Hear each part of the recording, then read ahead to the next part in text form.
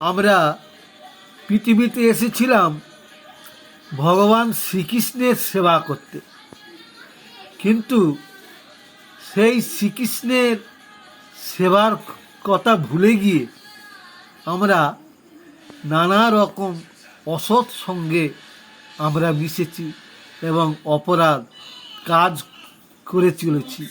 আমরা মনে করেছি যে আমাদের আর মৃত্যু হবে না, আমরা চিরকাল অমর থাকব, কিন্তু মৃত্যুর পরে যে কি হবে সেইটা এখানে দেখানো হচ্ছে। এখানে দেখুন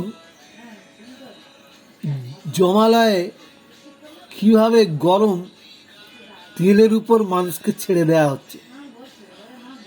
জমালয়ে 28টি শাস্তি দেওয়ার জায়গা আছে, সেইটা একটা দেখানো হলো। যারা জীব হত্যা করছে এবং তাকে তেলের উপর ভেজে আহার করছে, ঠিক সেই সমস্ত মানুষকে এরকম তেলের উপর ভাজার বিধান রয়েছে জমালয়ে। তাহলে এই মানুষকে ভগবানই একমাত্র মুক্তি করতে পারে। সেই জন্য আমাদের সেই ভগবানের সেবা পূজা করতে হবে। সাধু সঙ্গ করে ভগবান আশ্রয় যদি আমরা করতে পারি, তাহলে আর আমাদের জমালয়ে যেতে হবে না।